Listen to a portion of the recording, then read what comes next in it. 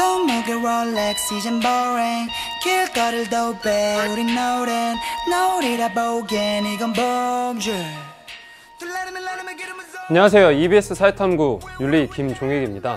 오늘 생윤 시험지를 여러분들 받아 들고서 1번부터 차근차근 풀기 시작하다가 4번 딱 마주한 순간 정말 죽을 사자와 같이 너무나 힘겹게 푸셨을 것 같은데, 오늘 시험지 솔직히 말씀드리면 만만치 않았습니다. 어려웠고요. 왜 어려웠냐면 요소 함정에 빠질 것들이 정말 많았는데, 그런데 충분히 수능 개념 때 강의를 잘 들으셨으면 커버할 수 있는 내용들이 많았는데, 그냥 이렇게 2학년 때 공부했던 내용들을 토대로 겨울방학 때 개념을 좀 등한시한 분들께서는 많이 점수가 하락했을, 2학년 때는 생윤 잘 나왔는데 3월 때 왜 이래? 3학년은 당연히 수능을 대비하시는 분들을 위해서 2학년 교육과정을 감안하고 첫 모의고사가 출제가 되긴 하지만, 출제될 거리들은 다 나왔고 그 출제될 거리들로 나왔던 생윤의 빅5 안에 들어가는 고난이도 문제들을 여러분들이 다 함정에 쏙쏙 빠지셨다는 게 정답입니다.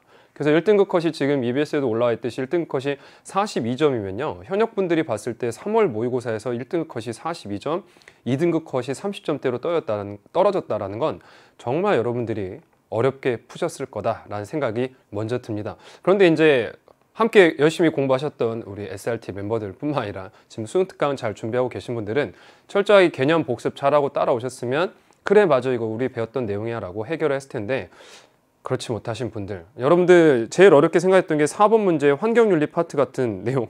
근데 우스갯소리로 제가 그랬는데, 환경윤리 절대 수능 땐 그러지 마시고, 환경윤리 어려우면 3개, 2개 있으면 그냥 2개로 찍으면 정답이다.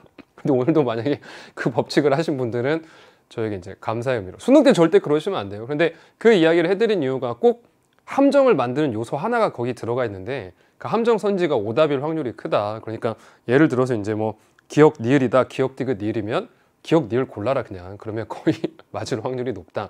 모의고사 때 말씀드린 거예요. 이건 여러분들이 힘드셨으니까 웃자고 한 소리고, 4번 환경윤리 파트 같은 경우 테일러랄지 레거는 제일 잘 나오는 주제에 해당하는 사상가들이고, 싱어까지. 그래서 그 사상가가 어려울 것이고, 해외 원조 파트나 그리고 분배정의 파트나 그 다음에 사형제도 파트 문제들을 어렵게 푸셨던 분들께서는 아직 개념이 완성이 되지 않아서 이제 막 시작하고 있는데 뒷부분에 해당하는 내용들이기 때문에, 개념 강좌로 이야기하면 리브와 아리스토텔레스는 19강에서 우리 정리했던 내용이고요.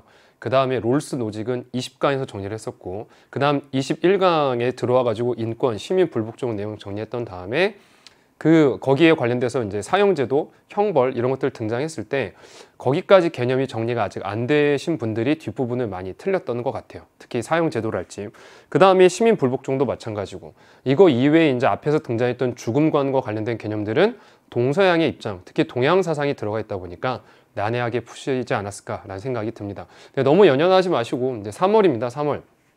근데 연연할 수밖에 없지. 이 3월 모의고사 성적을 가지고 여러분들이 이제 학교에서 입시 상담이란 걸 할 거 아니에요. 저도 이제 해보면 3학년 담임할 때 이 성적표를 가지고 그런 이야기 하게 되죠. 마음 아프지만 못 간다.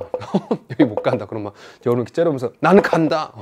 그런 이제 시즌이기 때문에 정말 부담감 많이 갖고 오늘 시험을 보셨을 텐데, 그래도 어떻게 하겠어요. 일단 잊으세요.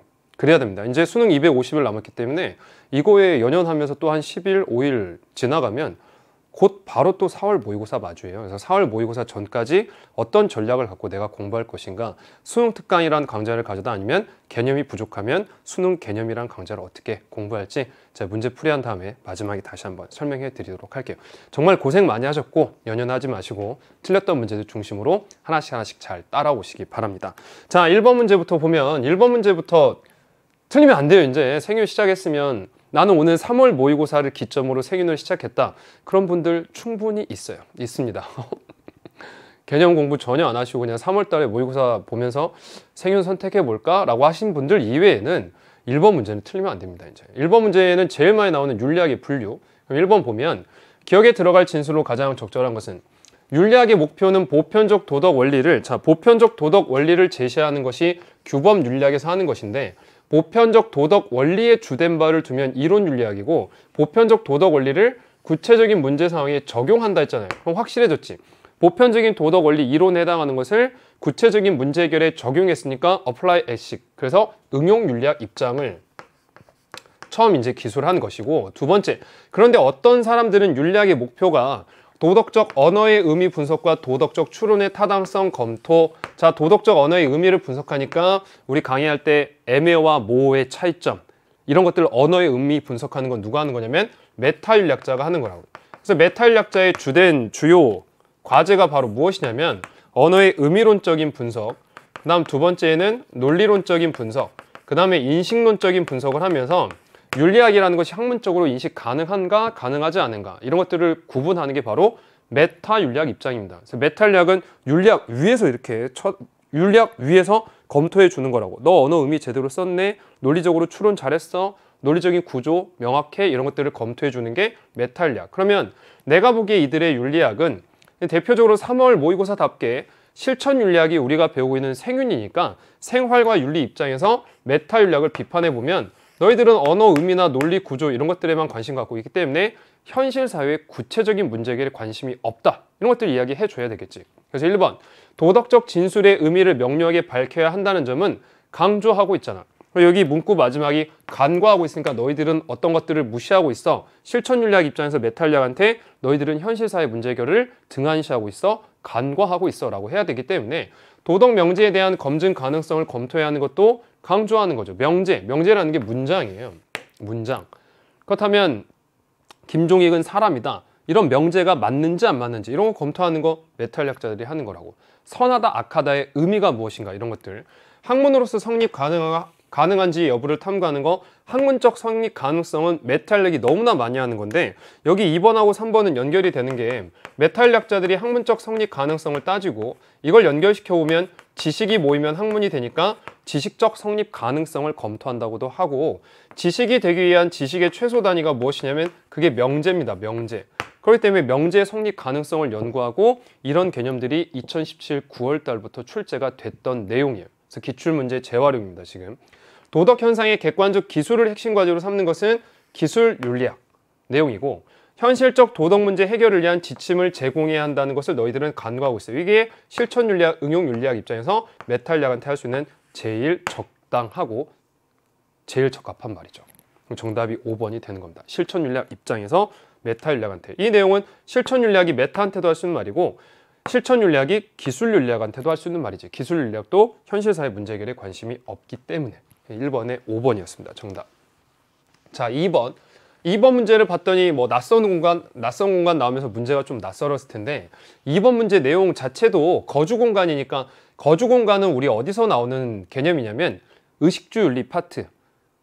여러분 수능 특강으로 이야기하면 의식주, 소비, 다문화와 관련된 챕터에서 등장하는 내용에 해당이 되는 것들입니다. 지금 우리 수능 개념 잘 들으신 분들은 26강에서 세계와 민족 통일 정리하기 이전에 의식주, 소비, 다문화 정리하면서 거주공간과 관련된 사상가는 2명을 기억해라. 거주공간 관련해가지고 거주하고자 하는 공간에서 자기중심적인 공간으로서 실존을 가르다 이야기했던 첫 번째 학자가 오토 프리드리 볼로브고, 이 학자 2017 6월에 출제되었고, 그 다음 2017, 2018부터 출제했던 학자가 두 번째는 거주공간 관련돼서 고향의 상실 이야기했던 건 하이데거죠. 두 사상가 모두 무슨 주의냐면 실존주의적 성격을 가지고 있습니다. 근데 여기도 내용을 보니까 거주란 낯선 공간 안에 낯선 자로서 던져진 것을 의미하지는 않는다. 그럼 내용 자체가 무엇이냐면 쉽게 말하면 여러분 방이 처음에는 낯설지. 어디 뭐 이사 가거나 처음 방을 마주하게 되면 낯설게 내 방인 것 같지만 그 방 안에서 거주하면서 그 공간에 친숙해지고 그 공간에서 삶을 확고하고 지속적인 근거를 발견하는 것을 의미한다. 즉 나의 방으로 만들어 나가잖아요. 나의 집, 나의 주거 공간. 인간은 외부 공간에 존재하는 위협을 막아주는 집에서 안정감을 느끼면서 이를 바탕으로 인간다움을 찾고 실현해 나갈 수 있다는 이 내용도요. 2017 6월 평가에 출제됐던 오토 프리드리 볼로브의 제시문이 그대로 들어온 거예요. 그 당시 출제는 이렇게 말풍선으로 출제가 되었는데 제시문으로 들어온 겁니다. 철저히 제시문 추론이에요. 그럼 1번 보세요. 거주는 공간 속에서 친근함과 익숙함을 느끼는 것, 여기 있잖아요. 친숙해지는 것. 2번, 거주는 인간 삶의 바탕으로서 정서적 안정을 제공한다. 막아주는 집에서, 위협을 막아주는 집에서 안정감을 느끼고, 인간은 거주를 통해 인간다운 삶을 영해 나갈 수 있다. 이를 바탕으로 인간다움을 찾고 실현해 나갈 수 있다. 여기 있고. 4번, 집은 외부로부터 인간을 보호하는 것 이상의 의미를 지니기 때문에 외부 공간에서 존재하는 위협을 막아주는 집뿐만 아니라 안정감 느끼고 인간다움까지 실현하니까. 근데 5번 보면 거주는 낯선 공간 안에 내던져진 존재로서 살아가는 것이 아니라고 이야기했잖아요. 거주란 낯선 공간 안에 낯선 자로서 던져진 것을 의미하지가 않는다. 그 거주 공간 안에 들어가서 내가 친숙하게 거기에 안정감 느끼면서 적응하고 나만의 스타일로 나만의 공간을 만들다 보니까 나의 실존이 드러나는 공간이죠. 실존이라는 건 현실적으로 존재하는 나. 우리가 그 TV 매체나 영화나 아니면 어떤 칼럼지나 잡지 같은 거 볼 때 다른 집 소개가 나오면 보게 되는 이유는 바로 무엇이냐면 내 집과 그 집은 스타일이 다르기 때문이에요. 나란 현실적인 존재가 살고 있는 집안의 모습과 그 사람이 현실적 존재로 살아가고 있는 모습은 다르죠. 왜? 그것이 바로 실존입니다. 현실에 존재하는 나의 모습. 그것을 궁금하니까 한 번씩 바라보는 거죠. 아, 저 사람은 저렇게 꾸미고 살면서 안정감을 느끼고 친숙함을 느끼고 있구나 라는 게 바로 오토프리드리 볼로브의 입장입니다. 그래서 정답이 여기 5번이 되는 겁니다. 2번은 어렵지 않았을 거예요. 자, 3번. 가불의 입장에 대한 설명으로 가장 적절한 것은 3번도 일반적인 찬성과 반대 논거를 구분하는 문제이기 때문에 3번까지는 좀 괜찮았을 겁니다. 1번을 제외하고는. 그럼 갑. 원치 않은 임신을 한 여성들의 낙태는 허용되어야 한다. 태아는 잠재적 인간에 불과하므로 임신부와 달리 태아가 지니는 생명의 가치는 절대적이지 않다. 그럼 대표적으로 갑은 낙태를 허용하라는 찬성의 입장을 가지고 있었고, 낙태 찬성 논거로 우리 배웠던 게 무엇이냐면 소유권 논거, 여성의 신체 일부이다. 두 번째는 생산 주체가 여성이다. 세 번째는 자율권과 평등권. 네 번째는 정당방위 논거에 따라 모체의 건강을 위협하는 태아를 가져다 낙태할 수 있다라는 논거가 있었고, 마지막은 이제 프라이버시권 논거도 있었죠. 개인의 사생활 영역이다. 그런데 반대하는 논거, 낙태를 반대하는 논거는 무엇이 있었냐면 인간 존엄하다, 태아도 존엄하다, 잠재성에 따라 완전한 인간이 될 수 있다. 그 다음에 세 번째는 무고한 생명체다. 아직 죄도 한번 짓지 않은 생명체를 어떻게 죽일 수 있는가? 그래서 을 보니까 무고한 인간인 태아를 죽이는 낙태는 금지되어야 된다. 인간 생명은 그 자체로 절대적 가치를 지니기 때문에 태아도 인간으로서의 절대적 가치를 지인다는 게 을. 그런데 갑은 아직 잠재적 인간에 불과하니까 태아가 지닌 생명의 가치는 절대적이지 않기 때문에 낙태 찬성. 그럼 1번. 갑은 태아와 임신부의 생명은 동등한 가치를 갖지 않는다고 봤잖아요. 써있잖아. 임신부와 달리 태아가 지닌 생명의 가치는 절대적이지 않다. 2번. 을은 임신 중단에 대한 여성의 선택권을 보장해야 한다고 본다. 임신 중단에 대한 여성의 선택권을 보장하는 것은 을의 입장이 아니라 갑의 입장이지. 낙태 찬성 논거. 3번. 갑은 을과 달리 태아를 존엄성을 지닌 인간으로 본다. 갑은 아니라 했잖아. 태아가 지닌 생명은 절대적이지 않다. 이건 을은 갑과 달리고, 을은 갑과 달리 낙태가 법적으로 허용돼야 한다고 본다. 낙태 허용 논거도 을이 아니라 갑이 이야기하고 싶은 바이고, 갑, 을은 무고한 태아의 생명권이 제한될 수 없다고 본다.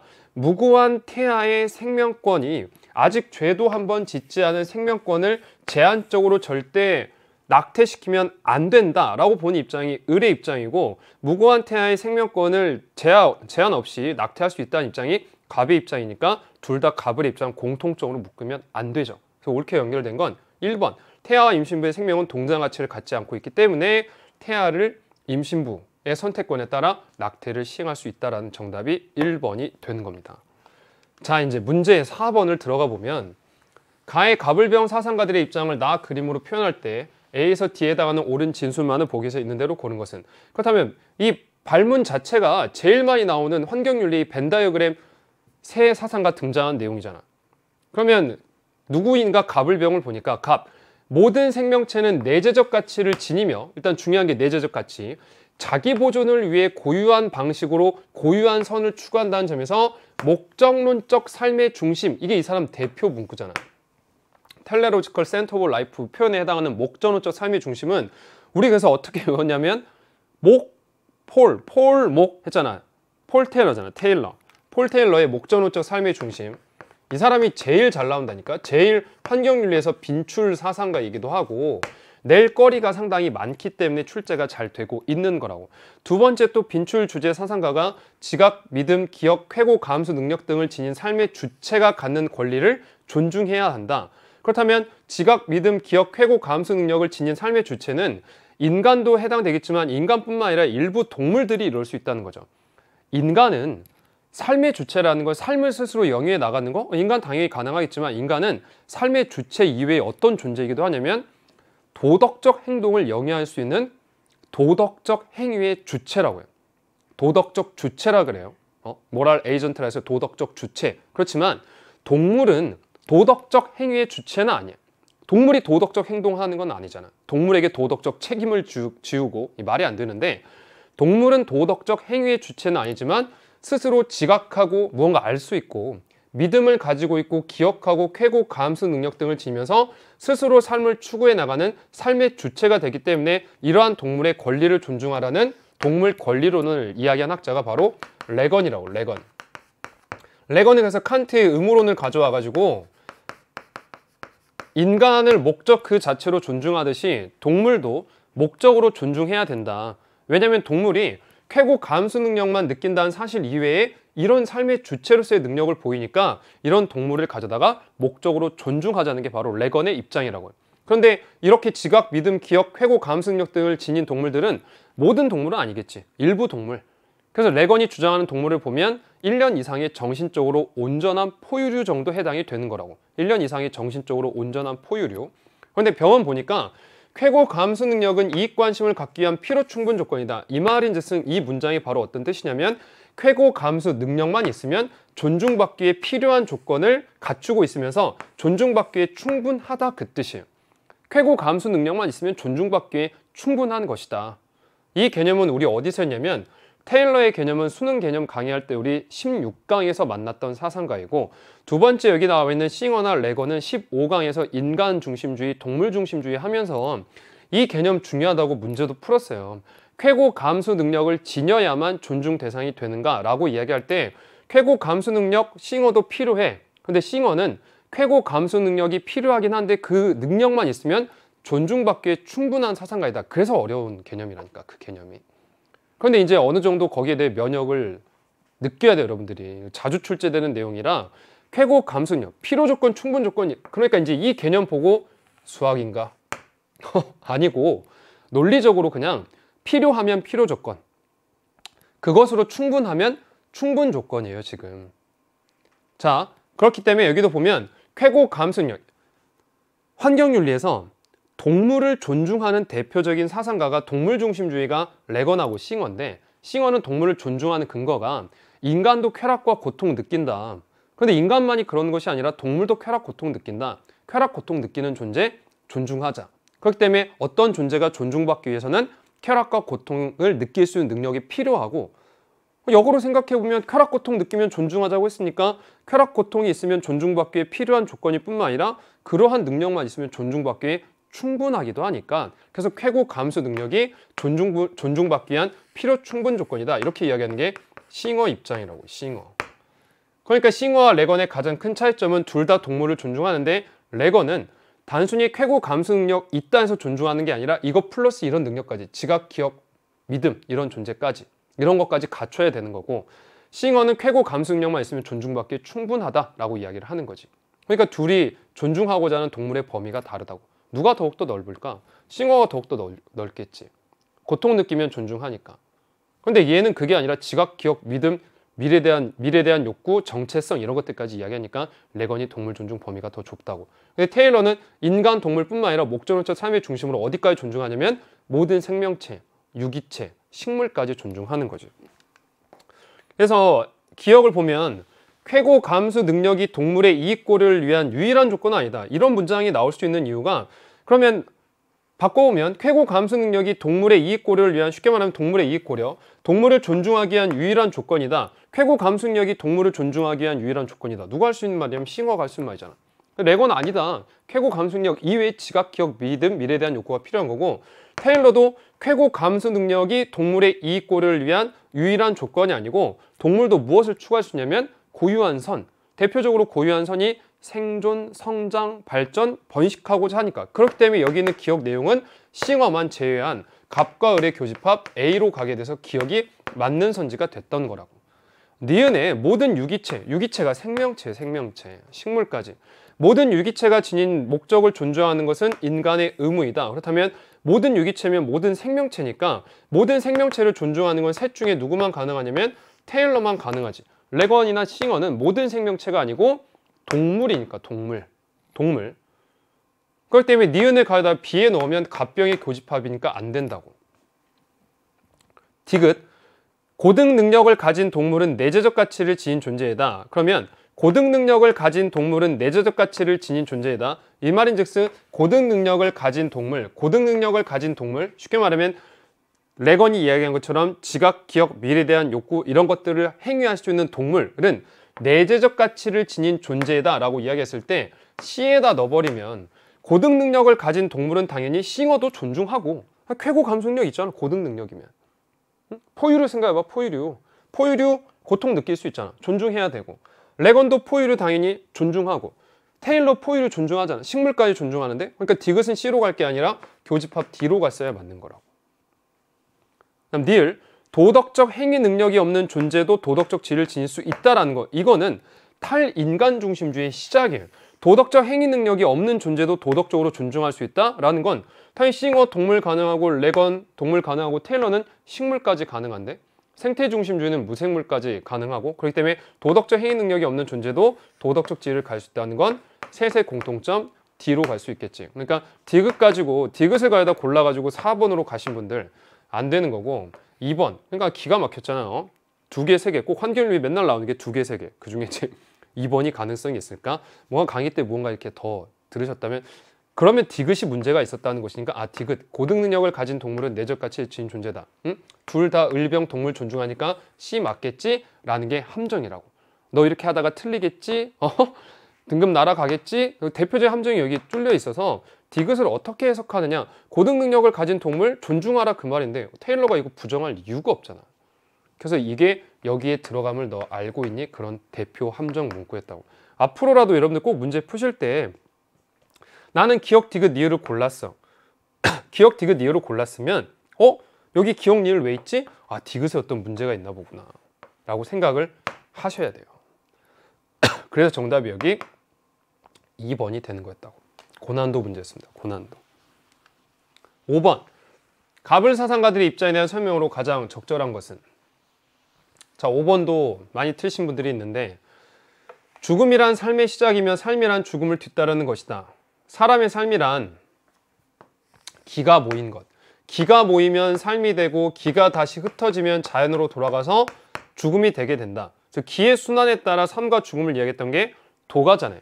특히 장자 제시문에서 우리 개념 7강에서 했던 내용인데 동양의 죽음관 사람이 원래 형체도 없고 기도 없다가 자연에서 기운이 모여서 형체가 생기면 삶이 되고 죽으면 이 기가 자연으로 흩어진다.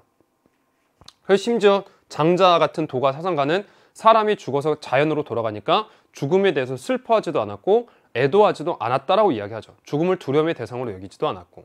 그런데 태어남으로 인해 생으로 인해 노, 병, 사 대표적인 태어남과 늙음, 병들과 죽음 이게 고통이다. 고통.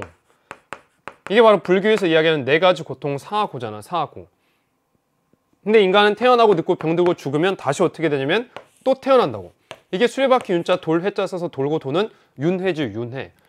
그래서 태어남과 죽음의 반복은 마치 쉬지 않고 도는 수레바퀴와 같다라고 해서 윤회를 풀어서 표현하는 거라고요. 그렇기 때문에 불교에서 함정 제일 많이 나오는 것이 죽은 이후의 삶이 고통이 없는 상태가 아니다. 그 고통을 불교에서 번뇌라 이야기하는데 왜 고통이 없는 게 아니냐면 죽으면 다시 태어나서 또 다른 고통의 세계로 들어가니까. 그래서 불교에서 말하는 고통이 없는 상태는 이 윤회의 고리를 벗어난 상태. 그게 바로 해탈의 경지라고. 해탈의 경지. 이걸 이야기하고 싶었던 거지 불교는.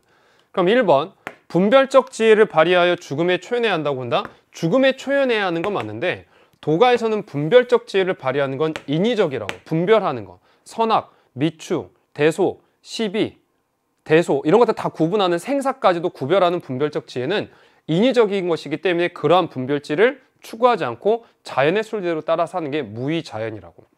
을은 인간은 죽음 이후에 비로소 고통에서 벗어난다고 본다. 이게 함정 나왔잖아.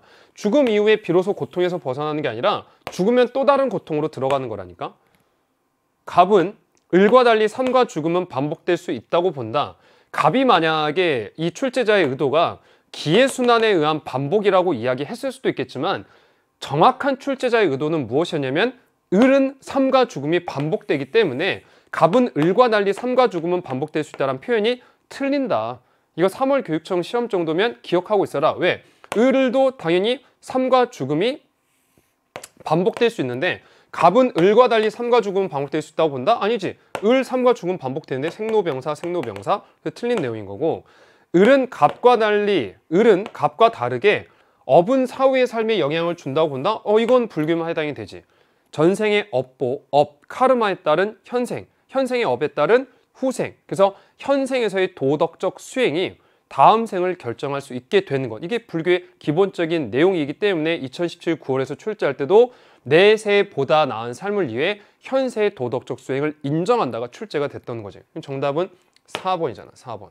갑, 을은 죽음을 피할 수 없으므로 두려워해야 한다고 본다. 이 5번 선진 문구를 만든 이유가 갑의 대표적으로 평가 한번 출제가 되었을 때 도가는 죽음을 가져다가 두려움의 대상으로 보지 않기 때문에 5번 선지는 갑은 명확히 틀린 개념에 해당이 된다라는 걸 출제를 했던 거지. 정답은 4번에서 옳게 설명이 된 내용에 해당이 되는 거라고. 앞장부터 4번, 5번 풀다가 어려웠을 텐데 넘겨보니까 이제 6번에 딱 하고 마지막 우리 생윤으로 이야기하면 수능특 강의 15챕터 그리고 우리 개념 강의 했을 때 여러분들이 28강에서 들었던 내용인데 보세요. 진정한 평화는 모든 종류의 폭력이 없는 상태이다. 그럼 모든 종류의 폭력이 없으니까 폭력에는 어떤 종류가 있냐면 테러, 전쟁과 같은 직접적 폭력, 그 다음에 억압과 착취와 같은 간접적 폭력, 이러한 폭력들을 정당화시키는 문화적 폭력이 있다고. 그래서 저러한 직접적 폭력이 사라진 상태를 소극적 평화라 그러고 구조적이고 간접적이고 문화적 폭력까지 사라진 상태를 적극적 평화라 그러는데 이게 요한 갈퉁의 평화의 개념이고 문화적 폭력은 적극적 평화를 실현하기 위해서 꼭 없어져야 돼. 왜? 문화적 폭력이 구조적 폭력과 직접적 폭력을 정당화시킬 수 있거든. 나치즘이 나타나서 유태인을 대학살한 이후에 직접적 폭력이잖아. 그런데 나치즘과 유태인 구조를 나눠놓은 것도 구조적 폭력이고 그런데 이 나치즘이 왜 일으킬 수밖에 없었는지 그리고 나치즘이 왜 폭력을 할 수밖에 없었는지를 정당화시키는 문화, 작품이 나오면 엄연히 그것도 폭력이라고. 문화적 폭력. 이 개념이 예술윤리에서 배웠던 테오데어 아도르노의 입장에 따라서 문화, 대중산업이 되기 시작하고 문화가 예술이 대중화되기 시작하면서부터 문화산업이 대중의식을 기만하고 조작하고 그 권력구조의 지배적인 세력, 권력의 이야기가 문화적으로 인간의 의식에 들어올 수 있다. 그런 개념이 문화적 폭력이고 그것의 연장선상으로 지금 요한 갈퉁이 그렇기 때문에 문화적 폭력까지 사라져야 진정한 평화가 실현된다라고 이야기했던 거고 을은 보면 평화 상태가 정초되려면 모든 국가의 시민적 정치체제는 공화정 체제 정초가 이 사람이 썼던 원래 책이 순수이성 비판, 실천이성 비판 사이에 윤리 형이상학의 정초라는 책이 있다고.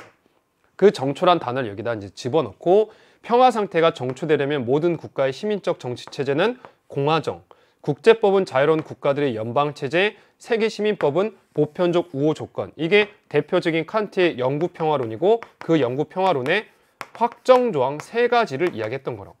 그러니까 너무 뒤에 파트 내용이라 전혀 몰라서 틀리신 분들도 많이 있었겠죠. 둘 다 평화에 대해서 고민을 했던 건데 갈퉁이나 칸트나 둘 다 공통적인 건 평화를 실현하기 위해서는 제도를 개선해야 된다라는 관점을 가지고 있고 요한 갈퉁은 모든 전쟁 반대하면서 평화를 가다 실현시키기 위해선 전쟁뿐만 아니라 문화적 폭력까지를 제거시키길 이야기했던 학자라고. 1번, 평화를 실현시키기 위한 수단은 평화적이어야 되겠지. 평화주의 입장이라 폭력으로서 폭력을 제거하는 게 아니라고. 2번, 문화적 폭력이 존재하면서 진정한 평화가 실현될 수 없다니까. 갈퉁에 따르면. 이거 사라져야 돼. 그래서 비민주적 국가에 대한 무력 개입은 정당하다. 이게 공부가 이제 뒤에까지 안 되신 분들 괜찮아요. 이거 틀렸어도 괜찮은데 이제라도 기억하셔야 되는 게 칸트의 이게 대표적인 확정 조항이고 6가지 예비 조항 내용을 보면 개별 국가의 주권은 당연히 개별 국가가 가지고 있고 그 국가의 정치에 함부로 간섭하면 안 돼. 칸트에 따르면. 그래서 칸트는 무엇을 상당히 중시하냐면 그 국가의 정치에 함부로 간섭하지 않는 내정 불간섭을 상당히 강조한다고.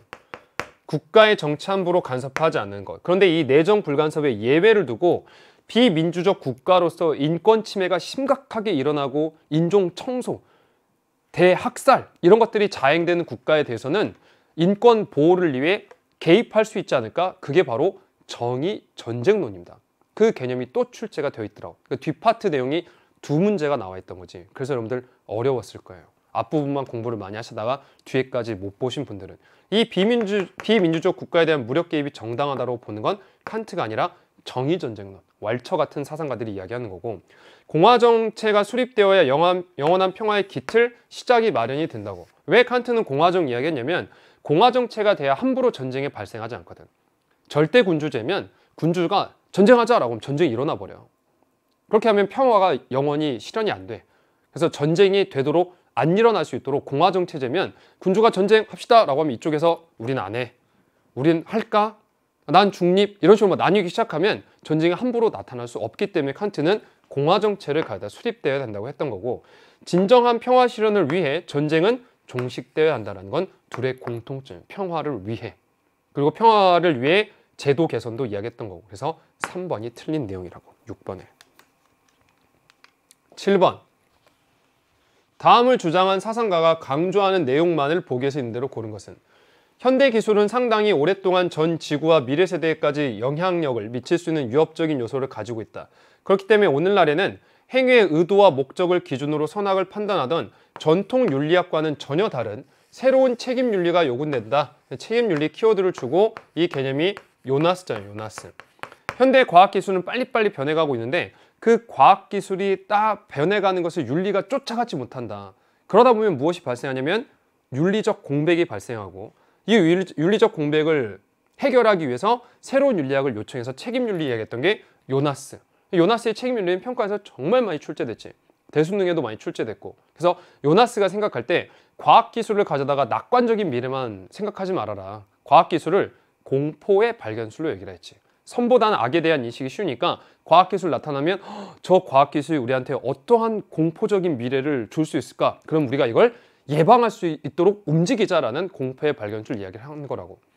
그렇기 때문에 현대 기술에 대한 가치 판단과 반성이 필요하니까 우리 과학기술 윤리 정리할 때 14강에서 과학기술에 대한 비판과 성찰이 필요하요 할 때 하이데거랑 요나스 했던 거잖아. 현대 기술은 미래 세대의 생존권을 침해할 수 있기 때문에 위협적인 요소를 가지고 있으니까 비판적으로 성찰해야 되고, 현대 기술이 자연에 미치는 영향만이 책임의 대상이 아니라 현대 기술이 자연에 미치는 영향뿐만 아니라 앞으로 일어날 수 있는 일, 그리고 예견될 수 있는 미래, 의도하지 않은 결과까지 책임 다 져야 된다고. 현대 기술의 영향을 받는 시공간적 범위가에서 점점 확대되고 있으니까 책임져야 될 미래의 영역이 점점 확장되고 있는 것이지. 그러니까 전통 윤리만으로는 부족하다고 이야기했던 거라고. 정답이 기억, 니은, 리을 4번이 정답이 됩니다. 자, 8번 또 고난도 주제. 여러분들 4번, 8번, 9번 제일 어려워하셨는데 8번도 이거 상당히 뒤의 내용이에요. 8번도 지금 마지막 내용이에요. 수능특강 이야기하면 15챕터, 우리 개념 강좌도 28강.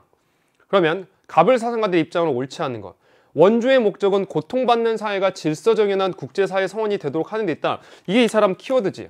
고통받는 사회가 질서정연한 국제사회의 성원이 되도록 하는 것. 그래서 고통받고 있는 사회는 왜 고통받고 있냐면 인권이 보장되고 있지 않기 때문에. 이게 바로 롤스의 핵심 사상이지. 고통받는 사회가 질서정연한 사회로 될 수 있도록 원조하는 것. 그래서 원조를 제공하는 질서정연한 사회들은 온정적 간섭주의를 발휘해서는 안 되고 세심하게 계획된 방법으로 행동해야 된다. 질서정연한 사회가 될 수 있도록 인권이 보장되는 원칙이 수립될 수 있도록 해외 원조하는 게 롤스의 관점이라고. 그래서 롤스는 복지 증진을 해외 원조의 목적으로 두는 것이 아니라 질서정연한 인권이 수립될 수 있는, 인권이 보장될 수 있는 국가를 만들어주는 게 원조의 목적이야.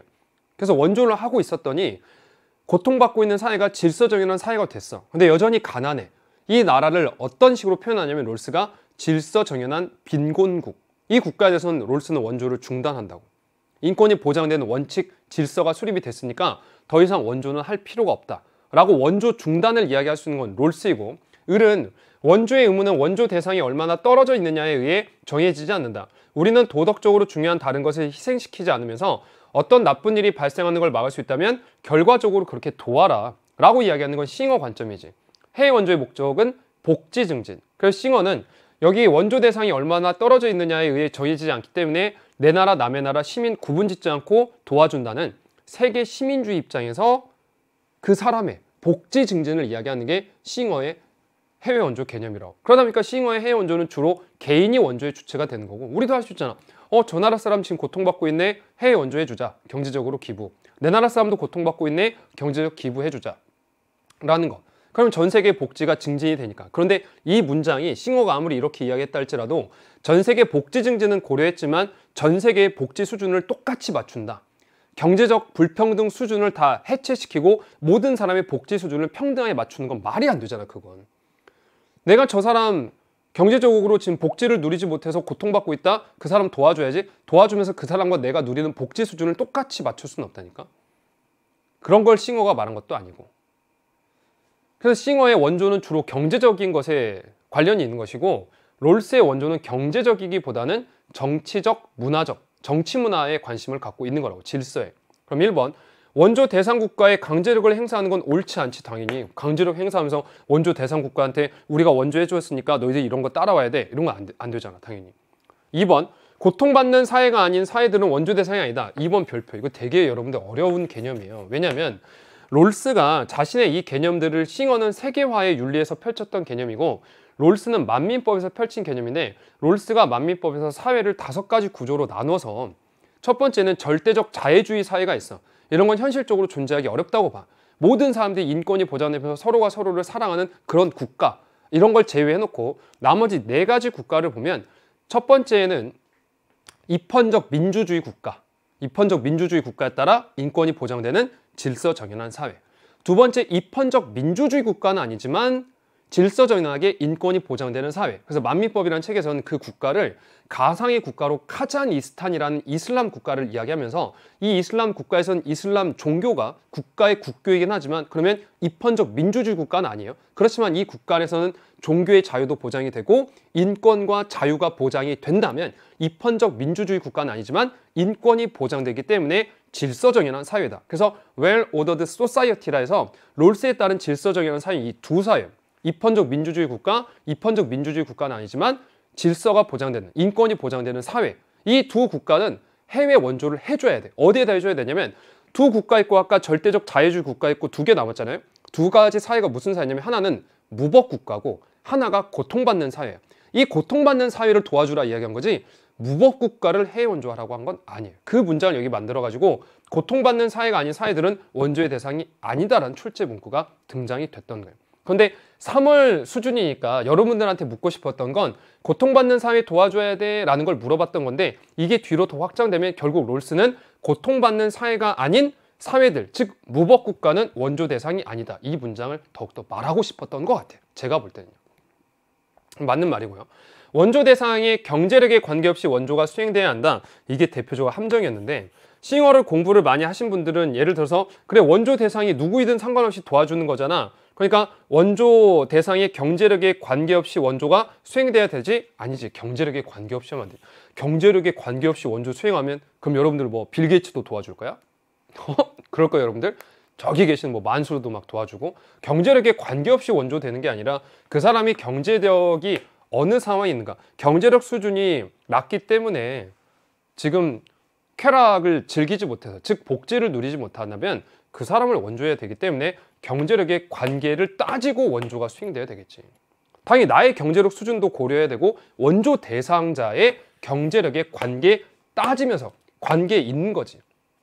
즉 원조 대상의 경제력에 유관해서 원조가 수행돼야 되지 무관하게 수행되면 안 되는 거라고. 세계에 존재하는 해악의 감소 차원에서 원조가 필요하다.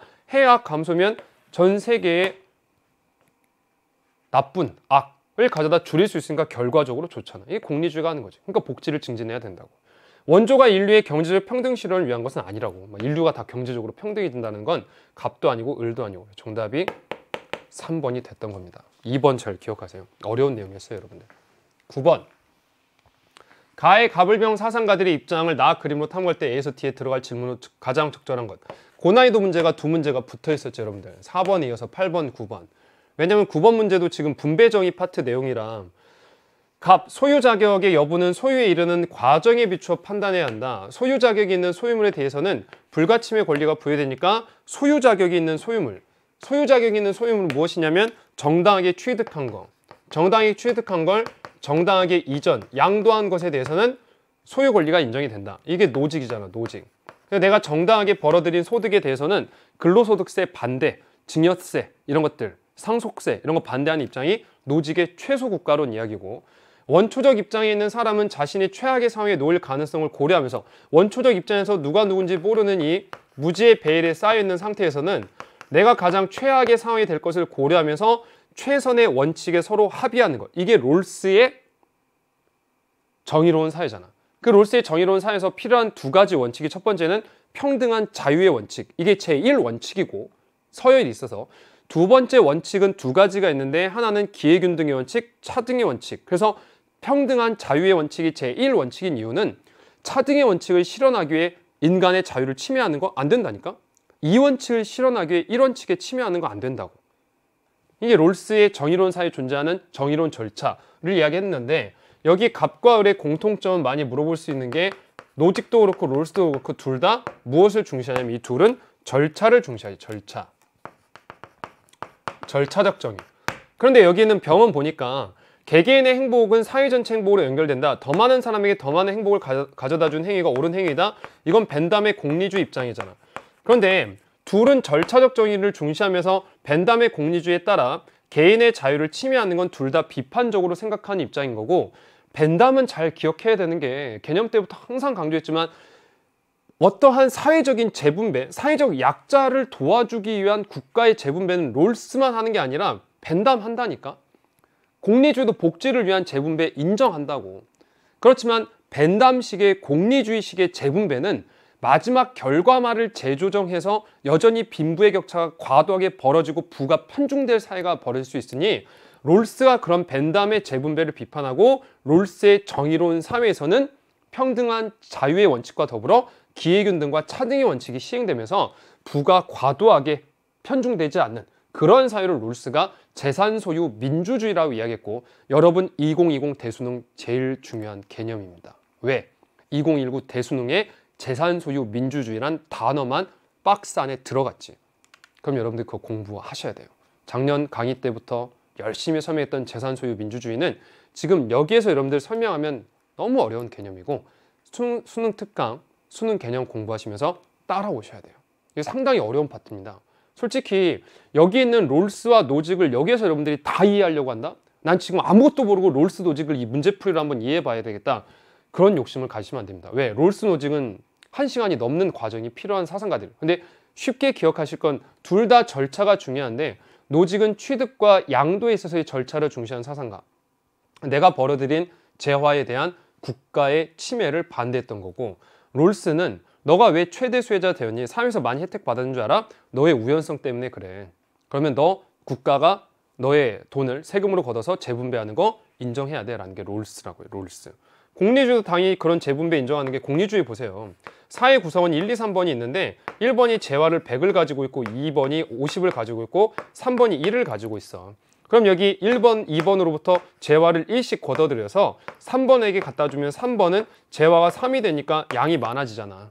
1번, 2번한테 1씩 걷어들인다 해서 크나큰 고통은 아니고, 이렇게 하면 최대 다수가 행복할 수 있지 않니? 라는 게 공리주의식의 재분배라고. 근데 여전히 부는 편중돼 있잖아. 3번을 기준으로 1, 2번의 부가 편중된 문제를 지속적으로 해결할 수는 없는 거라고. 그럼 갑을병 사상가니까 갑의 입장 A, 공정한 절차에 의한 재화의 분배는 정의로운가? 이게 왜 A로 못 들어가냐면, 공정한 절차에 의한 재화의 분배는 롤스도 인정하기 때문이에요. 그래서 예로 갔어야 되는 거고, 개인은 자신의 이익 증진에 관심을 갖는 것은 셋 다 공통점이에요. 개인은 자신의 이익 증진에 관심을 갖지. 다 자유주의 사고관들이니까. 빈민의 처지 개선을 위한 정책은 정당화될 수 있는가? 빈민의 처지 개선을 위한 정책 정당화될 수 있고, 그 빈민을 최소 수혜자로 롤스가 표현했던 거고, 공리주도 그거는 가능하니까 예스로 할 수 있는 거라고. 그 다음 4번, 정의 원칙들 간에 서열을 두는 것이 필요한가? 이게 롤스 입장 맞지? 예스. 제1원칙, 2원칙 구분을 지었으니까 4번은 맞는 거고, 5번, 사회적 경제적 불평등이 없어져야 정의로운 사회인가? 이건 셋 다 안 되는 게, 갑, 을, 병 다 기본적으로 자본주의 체제는 인정을 하고 가지. 그러니까 사회적이고 경제적인 불평등은 인정하고 가는 거예요. 롤스 가지고 제일 많이 착각하더라고. 롤스가 말한 정의로운 사회에 사회적 경제적 불평등이 있어. 여전히 최대 수혜자 있고 최소 수혜자 있다니까. 사회적 경제적 불평등을 해소해서 사유재산 폐지, 국가 해체시키고 계급 갈등 투쟁 다 사라진 사회는 마르크스의 공산주의 사회입니다, 여러분. 능력만큼 일하고 필요에 따른 분배, 마르크스 사회. 정답은 여기 4번이 되는 거죠. 10번. 갑을 중 적어도 한 사람이 긍정이 대답. 자, 적어도 한 사람만 긍정하면 되니까 10번도 어려운 문제예요. 전쟁 내용이잖아. 전쟁의 도덕성을 이해하는 데 있어 핵심은 전쟁의 도덕성이 두 부분, 즉 전쟁 개시가 정의로운가, 두 번째는 전쟁 수행이 정의로운가. 이 두 부분 상호 독립적이어야 돼. 개시도 정의로워야 되고 수행도 정의로워야 되고 또 어디? 결과도 정의로워야 돼요. 결과까지. 이게 왈처의 정의전쟁론이죠. 줄여서 정전론이라고 하고. 국제사회는 무정부 사회다. 국제사회는 무정부야. 국가가 무정부 국가가 아니고 국제사회는 무정부 사회니까 국제사회를 아우를 수 있는 어떤 도덕, 정치 이런 걸 부정하면서 모든 전쟁은 비판의 대상이 아니라 도덕적 고려 대상도 아니고 인정된다. 전쟁. 자국의 이익을 위한 전쟁 정당화시키는 게 현실주의예요. 그래서 어떤 윤리적 기준도 국가들 간의 관계에 적용될 수 없다. 국가들은 자국의 이익이 침해되지 않는다면 타국의 이익을 고려하면서까지 자국의 행위를 제한하지 않으니까 자국의 이익이 침해되지 않는다면 타국의 이익 고려하면서까지 자국 행위를 제한하지 않기 때문에 타국의 이익을 침해할 수도 있다 그 뜻이에요. 그래서 강대국이 약대국을 침범하는 것은 도덕적으로 고려 대상이 아니다. 전쟁이라는 것은. 이게 현실주의 입장이지. 그럼 기억. 전쟁은 어떤 경우에도 금지되어야 되는가? 갑, 을 둘 다 부정이에요. 이거는. 왜? 정의전쟁론은 아까 칸트 때도 잠깐 이야기했지만 심각하게 인권 침해가 일어나고 인권이 탄압받고 있고 인종 청소, 대학살 이런 것들이 일어나는 국가에 대해서는 다른 국가가 거의 개입해서 전쟁할 수 있다니까? 정의를 위해? 당연히 정의전쟁론도 정의로운 전쟁이 존재할 수 있다는 거지 모든 전쟁이 정의롭다는 건 당연히 말이 안 돼. 전쟁은 당연히 사람 죽이는 살상의 과정이 있기 때문에 비판의 대상이야. 항상 반성하고 성찰해 봐야 되고 그렇지만 정의롭게 전쟁이라고 여길 수 있는 전쟁이 있다는 거지. 일부 전쟁이. 그러면 전쟁은 어떤 경우에도 금지되어야 되는가? 갑 아니오고 을은 지금 전쟁 자국의 이익 위해서도 다 정당화시키는데 둘 다 아니오. 자국 안보를 위한 전쟁은 정당화될 수 있는가? 자국 안보. 쉽게 말하면 방어전쟁. 다른 나라가 우리나라 쳐들어왔어. 막아야 돼. 당연히 그거 정의전쟁 해야 되지. 자국민의 인권 보호해야 되는데. 당연히 현실주의에서도 자국민 누가 쳐들어왔어. 자국의 이익을 위해 방어해야 되잖아. 둘 다 이해했어요. 적어도 한 명만 하면 되니까 되네 니은. 침략전쟁 이외에 정의롭지 못한 전쟁이 있는가? 침략전쟁 이외에 정의롭지 못한 전쟁이 있는가라고 물으면 즉 이 말은 즉슨 전쟁에 대해서 정의롭다 정의롭지 못하다 고려할 수 있니? 라고 이야기하면 갑이 이야기하는 거야. 을은 그런 게 아니라니까. 전쟁은 정의롭다 정의롭지 못하다의 고려 대상이 아니라고. 이건 갑이 하지 갑. 이것도 한 명 했네 이것도. 전쟁 목적과 관계없이 전쟁 수단이 정당해야 되는가? 전쟁 목적과 관계없이 상호 독립적 써 있잖아. 전쟁 목적과 상관없이 전쟁 수행, 전쟁 개시 각각 다 정의로워야 된다고. 이거는 갑이 예스 하는 거죠. 을 같은 사상가는 전쟁은 도덕적 고려, 비판의 대상이 아니기 때문에. 그래서 여기 하나씩 예스 할 수 있는 거 여기 두 명이나 한 명, 한 명. 정답 니은, 디귿, 니을 5번이 정답이 되는 거라고. 어려웠어요. 여기 10번까지가 여러분들.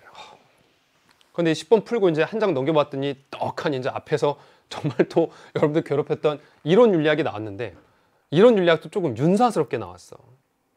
가불의 입장에 대한 설명으로 가장 적절한 것은 우리가 따라야 할 정언명령은 이렇게 말할 수 있다.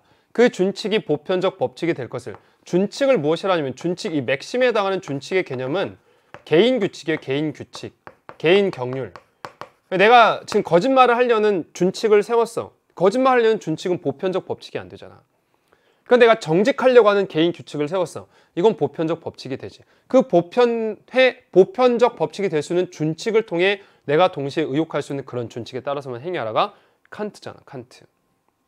우리는 최선의 결과를 가져다 줄 행위보다 최선의 결과를 가져다 줄 규칙을 찾으면 이게 규칙공리주의지.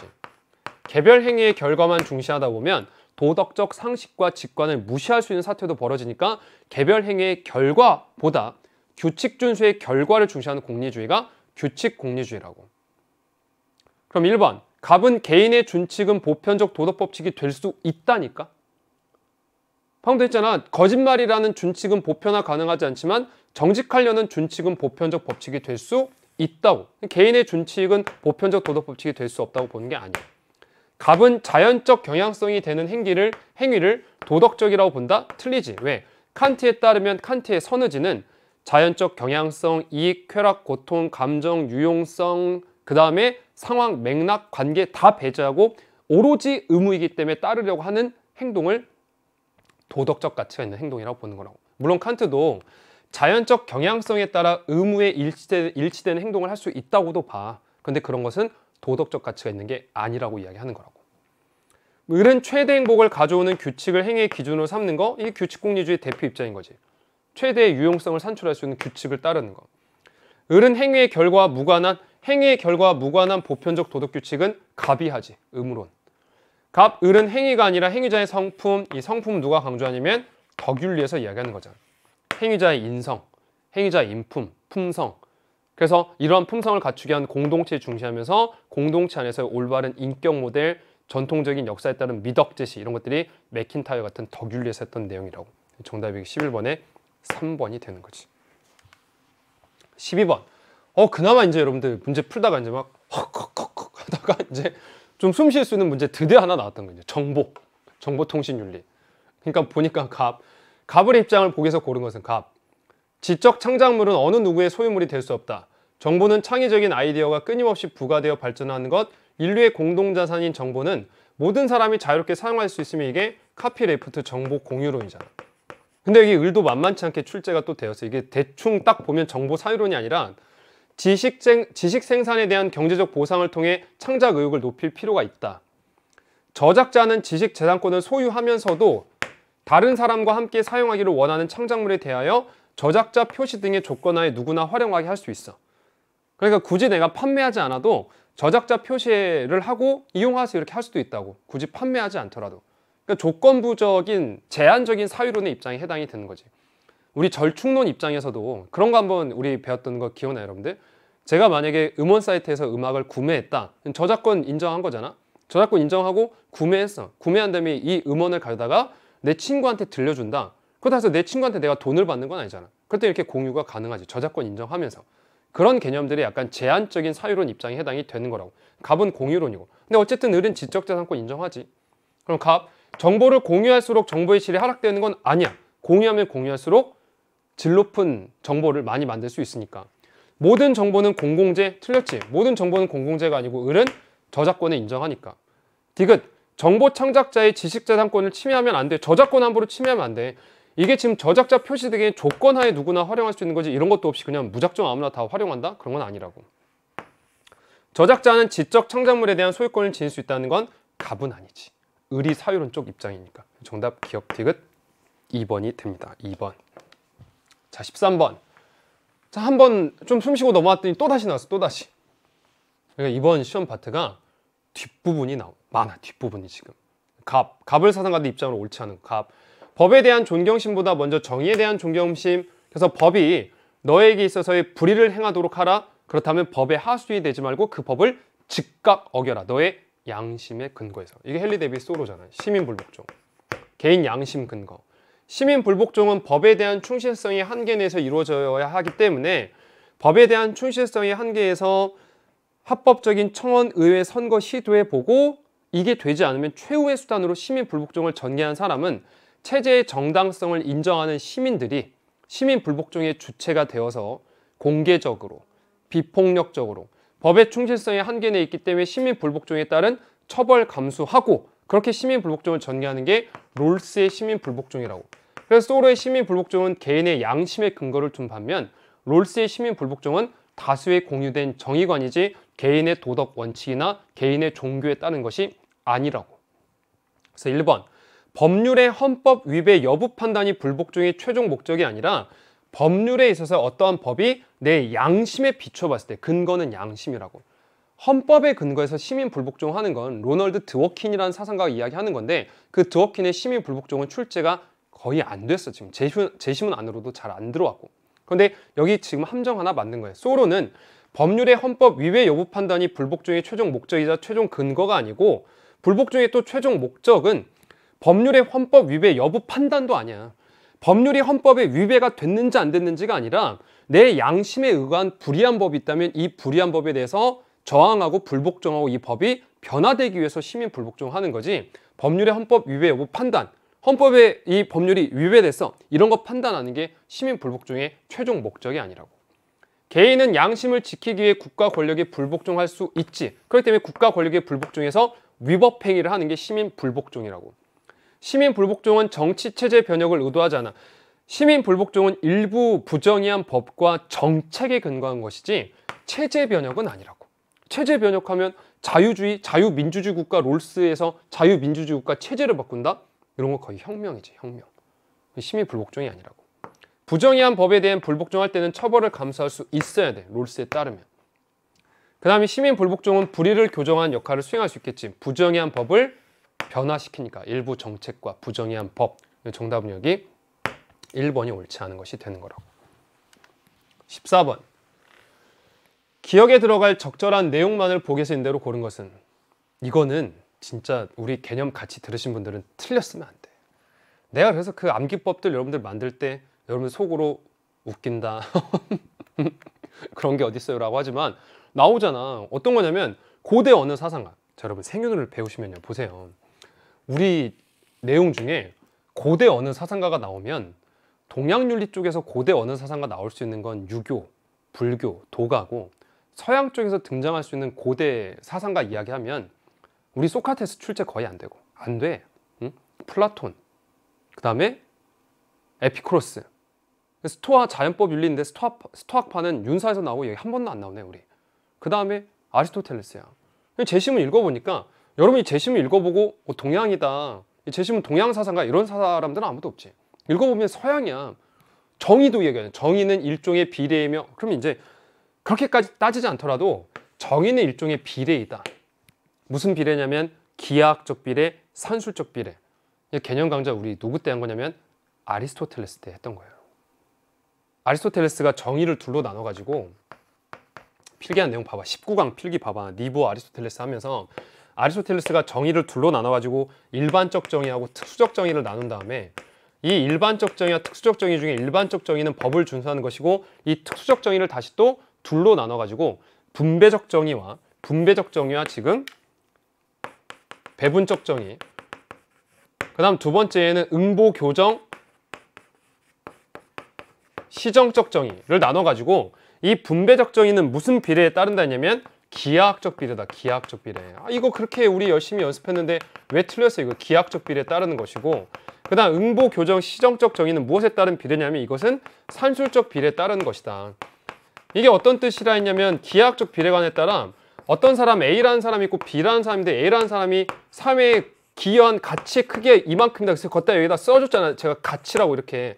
B라는 사람 사회에 기여한 가치의 크기가 이만큼이다. 그럼 당연히 A, B를 똑같이 주면 안 된다니까. 권력, 명예, 재화를 A한테 더 많이 줘야 돼. 기하학적 비례에 따라. 기하학적이잖아. 이 면적 넓이 구하는 게 지금. 여기 만약에 여기가 4대 4인데 여기가 2대 2면 여기가 기하학적으로 면적이 더 크니까 기하학적 비례에 따라 이 사람 더 많이 줘야 된다고. 그런데 응보 교정 시정할 때는 A라는 사람이 사회에 기여한 바가 이렇게 크다 할지라도 A가 사회에 손해를 5만큼 끼쳤고 B가 사회에 5만큼 끼쳤으면 이때는 이걸 보면 부정의한 사회가 된다니까. 사회에 손해를 끼친 것만큼 A도 5 배상하고 B도 5 배상하는 산술적 비례. 그래서 아리스토텔레스가 말했던 특수적 정의는 출제가 너무 잘 되니까 특히 교육청 모의고사에서 아리스토텔레스가 산, 응, 기, 분 이렇게 외우면 끝난다 했지. 그거 그대로 이게 들어오잖아. 봐봐. 정의는 일종의 비례, 비례는 비율의 동등성. 사람들이 나눠야 하는 몫은 그들의 관계에 비례할 때 정의롭다. 이에 의하면 A와 B가 맺는 관계가 C와 D가 맺는 관계가 같다고 할 수 있다. 이를 취하면 A와 C가 맺는 관계는 B와 D가 맺는 관계가 같다. 그래서 A와 C의 합과 B와 D의 합은 그 관계가 같다. 나는 분배적 정의에 관한 이 사상가 입장을 지지한다. 그런데 재화를 나눔에 있어 어떤 사람들은 응분의 몫보다 더 많이 취하고 어떤 사람들은 더 적게 취하는 경우가 있는데, 이러한 경우는 분배적 정의에 해당이 되는 것이니까 기하학적 비례에 따라 몫을 분배하지 않았기 때문에 옳지 않은 것이고, 분배적 정의니까. 사람들에게 재화를 동일하게 분배하는 게 아니라니까 지금. 산술적 비례에 따르는 건 분배적 정의가 아니라 했잖아. 사는 기분.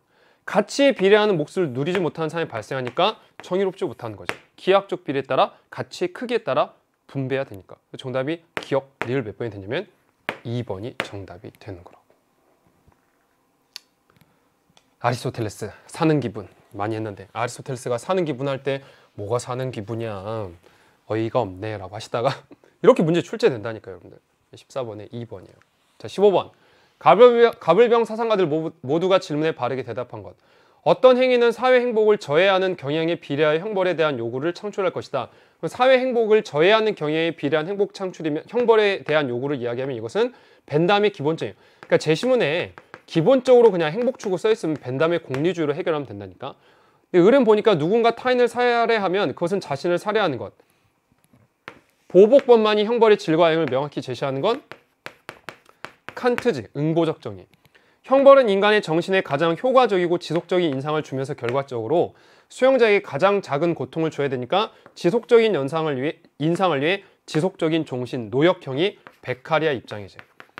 그래서 여기 베카리아나 칸트나 공리주의 중에 공리주의 벤담과 베카리아는 묶여서 둘 다 공리주의적 관점이고, 칸트는 이런 공리주의자들처럼 어떤 사회에 있어서의 다른 선, 범죄 예방, 본보기, 교화 이런 다른 선이 아니라 오직 공적 정의를 실현하기 위한 수단으로 형벌을 집행하는 거라고. 그럼 1번, 형벌은 사회적 선을 촉진하기 위한 수단인가라는 것에 대해서 갑은 공리주의니까 사회적인 선, 결과적으로 본보기, 교화, 범죄 예방, 예스. 칸트는 당연히 아니오라니까. 이게 출제가 2017 6월부터 이거 출제된 거예요 지금. 형벌은 사회적 선을 촉진하기 위한 수단이 아니라 형벌은 보복을 실현하면서 공적 정의를 실현하기 위한 수단으로서만 작용이 되는 거라고. 병은 공리주의니까 예스 되는 거지. 정답은 1번이고 다음 2번부터 볼게요. 보세요. 형벌의 방법은 효용성을 고려하면 결과를 고려하니까 결과 고려하는 거 공리주의. 갑하고 병이 예스 했어야 되겠지. 형벌은 범죄자에게 고통을 유발하는 악인가? 범죄자에게 고통을 유발하는 악도 공리주의가 이야기할 수 있는 거예요. 예스. 근데 고통을 유발하는데 범죄 예방을 위해 필요하긴 하니까 필요악이다라고 출제를 했던 거지. 수능에서도. 공리주의한테 형벌은 그 자체로 선은 아니에요. 고통을 주니까 그 자체로는 악이라고. 범죄자에 대한 형벌은 법률을 통해서 집행돼야 되는가? 즉 죄연법정주의에 따라 법률에 입각해서 형벌 집행해야 되는가는 셋 다 공통점이에요. 그러니까 과도한 고문 같은 건 반대하는 거라고.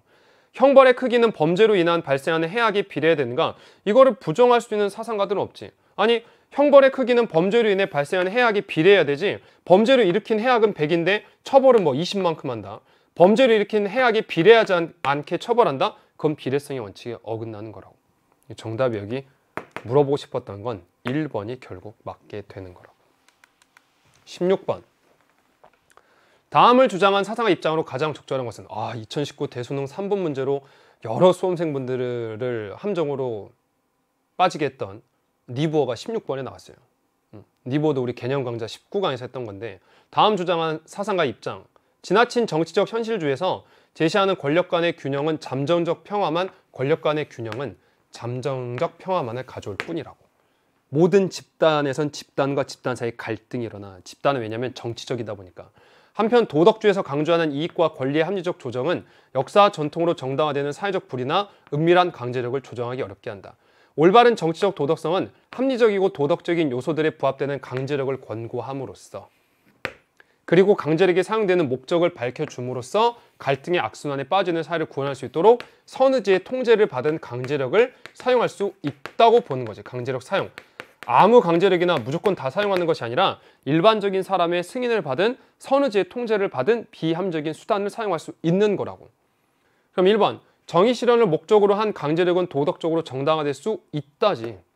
정의 실현을 목적으로 한 강제력은 도덕적으로 정당화될 수 있으니까 사용할 수 있다 그 뜻이야 지금. 근데 2번.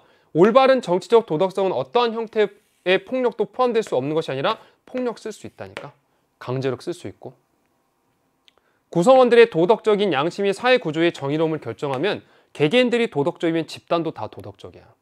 그러면 2019 6월에도 출제됐을 때 이타심, 개인의 이타심은 국가의 애국심, 충성이란 필터를 거쳐 국가 이기주의로 나아가는 거, 그게 2019 대수능에 출제가 돼서 여러분들 3번 문항에서 개인의 이타심은 애국심을 거쳐서 국가 이기주의로 전환된다. 즉 이타적인 개인들도 집단 안에서 애국심 입장에 따라 이기적으로 변환될 수 있는 거라고.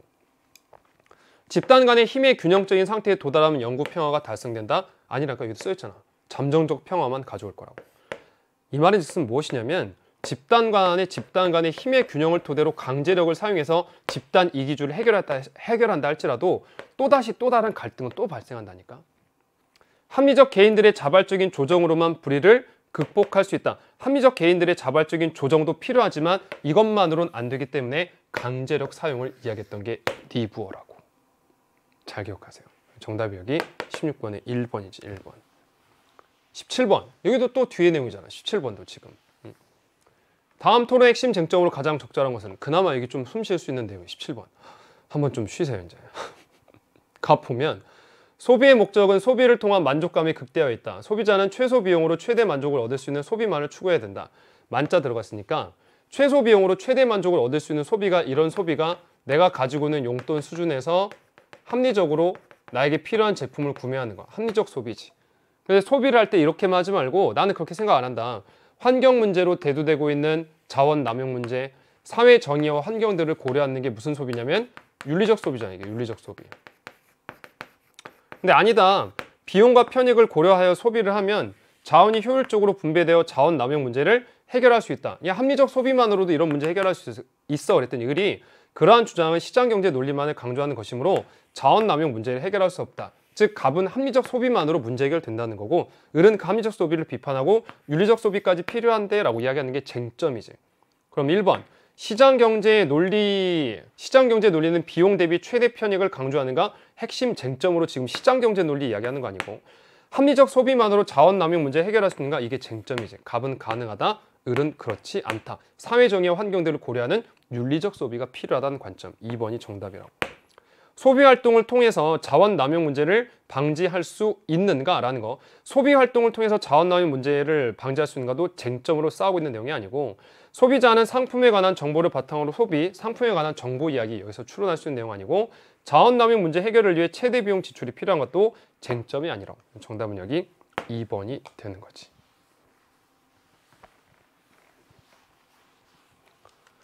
18번. 갑을 사상가들의 입장으로 적절하지 않는 것. 갑, 음악이 화평해야 백성이 화합하며 방종하지 않게 된다. 그래서 옛 성왕은 음란한 노래와 사악한 음악이 좋은 음악을 어지럽히지 못하게 하라고 하였다라는 내용. 이런 것들은 음악과 예를 연결시킨 유교 입장이고, 대표적으로는 순자 입장이긴 한데, 순자인지 여러분들이 모르시더라도 음악이 인간의 도덕성에 영향을 주어야 된다는 관점인 거고, 시가 교육은 영혼 안의 지혜를 사라는 것과 관련된 감각들을 일깨워야 된다. 이거 이제 서양 쪽에서 많이 나오는 것이 영혼 안에 있는 지혜, 영혼 안에서 이성기계 욕망에 따른 이성에 따른 지혜 덕을 이야기하는 게 플라톤이지. 그래서 시인들은 좋은 성품의 상을 작품 속에 새겨놓도록 해야 하며, 그렇게 하지 않은 사람은 작품 활동은 금지돼야 되니까 둘 다 예술작품 인간의 도덕성에 영향을 줘야 되기 때문에 음악은 백성을 교화하는 수단이 될 수 있고, 음악은 정치적 사회적 요구로부터 자유로워 버리면 음악이 아무거나 표현하게 되면 음란한 노래와 사악한 음악까지 나오게 되겠지. 그런 거 하지 말라고 했잖아. 덕성을 함양하기 위해 시가교육이 필요하고, 미적 가치의 추구가 진리 탐구에 도움이 되는 거지. 그래서 이런 개념들을 한 번 더 출제했던 게, 플라톤은 당연히 이런 예술 작품이 도덕적 이상을 모방해야 돼. 도덕적 이상을 모방. 즉 이데아를 모방해야 되겠지. 예술 활동에 대한 그렇게 하다 보면 외적 규제가 필요하겠지. 도덕성에 영향을 주지 않는 예술 작품은 규제할 수도 있으니까. 정답은 여기 2번이 되는 거고, 갑이 보다 순자인 가능성이 많은 내용이 보통 순자 재심에서는 성왕, 이 예를 제정해서, 선왕, 먼저 난 왕이 예를 제정해서 이런 개념들 나오는데, 음악 문제 풀 때는 이 정도 개념 가지면 유교로 풀어도 무방하고, 나중에 직업윤리 같은 거 나올 때는 선왕이 제정한 예에 따른 직업의 분별, 이런 개념들이 추가가 되는 거라고. 이 예술윤리도 뒷파트 내용이다 보니까 지금 수능특강으로 이야기하면 여러분들 13챕터에 해당하는 개념들에서 여기까지도 안 왔을까? 아직. 정답은 18번에 2번이 되는 거라고. 19번. 자, 이 내용도 여러분 뒷파트니까 상당히 그 수능특강 이렇게 펼쳐놓고, 아니면 생활과 윤리를 교재를 딱 펼쳐놓고 보면 이쪽 그 뒷부분 파트 해당하는 게 많이 나와서 여러분들이 어려워했을 것이라는 내용이고, 약간 특이하게 그런 문제는 안 나왔어요. 지금 가족윤리 있잖아. 부모 자녀 그런 거 꼭꼭 나오는데 이번 교육청 문제는 안 나왔더라고. 부모 자녀 문제, 형제 자매, 뭐 이웃관계, 이런 것들 제시문 추론으로 충분히 해결할 수 있는 문제들은 많이 안 나오고, 좀 난해한 개념들이 많이 나오는 게 사실입니다, 여러분들. 그래서 너무나 실망하지 말라고. 갑을 사상가들의 입장을 복에서 고는 것. 갑. 신은 각 사람에게 독특한 생활 양식에 따라 의무를 부여하고 다양한 생활들을 소명으로 주셨다. 이 직업윤리. 아무리 힘든 일이라도 이것을 소명으로 알고 순종하면 모든 일은 신 앞에서 빛날 것이다. 즉 너의 직업은 신의 부르심, 소명으로 부여한 것이니까 그 직업을 성실하게 근면 노동하다 보면 부가 축적되는 거 인정. 근데 그 부 축적해서 게으른 자의 향락과 휴식을 위해 나태한 자처럼 절대 쓰면 안 되고, 왜? 신이 불러준 거니까. 그래서 근면 성실하게 노동하다 보면 네가 부가 축적되고 그 부 축적한 것을 검소, 절제하게 생활하다 보면 부가 더욱더 모이겠지. 그렇게 너가 성공하면 그러한 직업적 성공이 프로테스탄트, 청교도가 생각할 때 구원의 가능성, 구원의 증표, 구원의 징표를 받은 사람이다 라고 여길 수 있다는 게 바로 칼뱅주의의 입장에 해당이 되는 거로. 칼뱅주의 입장. 그래서 이 갑의 입장은 직업소명서를 계승한 자본주의 발전을 이야기했던 내용이고, 자본주의적 생산 방식은 자유롭고 의식적인 활동인 노동을 왜곡함으로써 인간의 자질이 온전하게 실현되는 것을 가로막는다. 자본주의에서는 생산성 향상을 위해 작업 과정을 세분화하는 게 분업이니까 이 분업 반대했던 사람이 마르크스지. 김종익이라는 사람이 옛날에는 김종익 제과점 만들어서 단팥빵 팔고 크림빵 팔고, 전 야채빵 좋아해요. 야채빵 팔다가 분업 과정에서 이제 야채빵에 야채만 넣는 기계처럼 전락돼서 인간이 노동 소외, 자본가한테 노동 착취, 그러니까 노동가, 노동자 단결해서 자본가 몰아내는 게 바로 마르크스의 공산주의였잖아. 그럼 기억, 노동의 근본 목적은 부축적이 아니라니까. 노동의 궁극적인 목적은 신의 영광을 드러내는 거예요. 지금 프로테스탄트는. 니은, 신의 소명으로 주어진 직업에는 당연히 귀천이 없지. 직업은 신이 부르신 건데, A라는 신이 부르신 직업, B라는 신이 부르신 직업, 당연히 다 신의 소명이라고. 소명. 노동자는 자아 실현을 위해 분업에 참여하면 안 돼. 분업 폐지, 분업 폐지. 그 초기 간의 수공업적 분업을 그래서 마르크스가 매뉴팩처라고 한다고.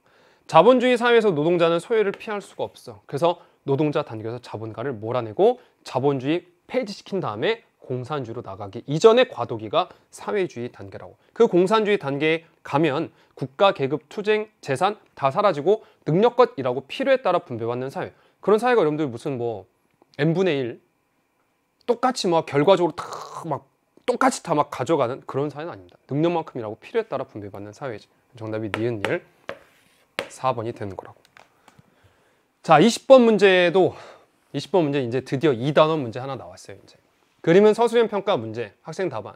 문제 갑을 된 입장 비교하 서술하시오.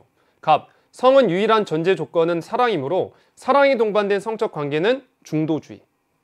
을, 성은 쾌락을 위한 것이며 책임의식을 지닌 성인이 자발적으로 합의한 성적 관계에 따라 타인에게 피해를 주지 않는 범주내, 이게 자유주의.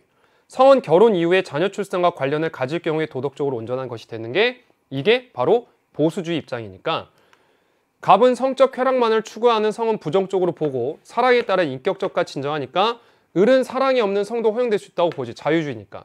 병은 사랑을 성이 도덕적이기 위한 필요 충분 조건 또 나왔네. 병은 보수주의니까 사랑을 성이 도덕적이기 위한 필요 충분 조건이 아니라 사랑은 필요하긴 하지만 충분하기 위해서는 결혼이란 조건이 필요하다고. 갑, 을은 병과 달리 결혼과 무관한 성도 허용될 수 있다고 보고, 결혼을 이야기하는 건 병이니까 병은 갑과 달리 그래서 혼전 순결은 지켜야 한다고 보는 거지. 결혼이 성에 있어서의 중요한 충분 조건이 되는 것이니까 정답이 3번이 되는 겁니다.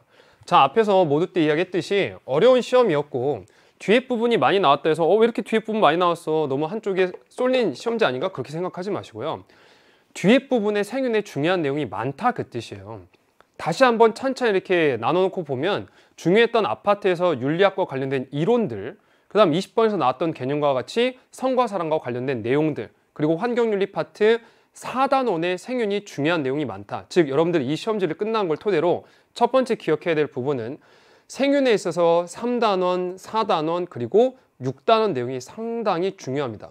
수능 특강으로 이야기하면 여러분들 환경윤리 파트에 해당이 되는 8챕터, 그 다음에 9챕터 정보통신사회윤리 다음에 등장하는 10챕터에 해당하는 사회윤리, 사회정의 파트 너무 중요하다고. 그 다음 11챕터에 등장하는 인권부터 나오는 시민불복종 개념, 그 다음 12챕터에서의 직업윤리, 오늘 프로테스탄티즘 나왔던 내용, 마르크스 내용, 13챕터에서의 예술과 종교, 14챕터가 의식주, 다문화, 소비문항인데 거기 개념도 잘 기억하셔야 되고, 마지막 15챕터에 가게 되면 전쟁, 평화, 해외 원조 같은 개념들이 있기 때문에 뒤에 개념까지 여러분들 잘 기억하셔야 됩니다. 그래서 당부드리고 싶은 말씀이 두 가지가 있어요. 첫 번째는요, 수능 개념이 전혀 안 잡혀있다, 늦지 않았습니다. 여러분 3월 모의고사 해설강의까지 들어왔다면 너 정말 베스트야. 3월 모의고사 끝나고 그냥 혼자 방황하고 힘들어하기 바쁜데 여기 해설 강의까지 들어온 너에게 팁을 준다면 아직 늦지 않았기 때문에 개념 확립하시고 개념이 어느 정도 됐다라고 싶으신 분들은 특강으로 들어오셔서 개념 복습하면서 개념 확장시키고 수능 특강 연계 교재를 꼼꼼하게 분석하시면 여러분들 6월에 좋은 성적 낼 수 있습니다. 당장 단기적으로 4월 모의고사 잘 봐야 돼. 그러다 보면 5월 달에 지금 내신 시험도 준비해야 되는데 이렇게 당장 앞에만 급급하게 생각하지 마시고 좀 길게 6평을 놓고 한번 봤을 때 내가 그러면 수능 개념을 3월 달까지 잘 듣고 4월, 5월 달에 수능 특강을 정복한 다음에 6평 한번 대비해 봐야겠다. 이런 정신 가질 수 있는 시간 충분히 있습니다.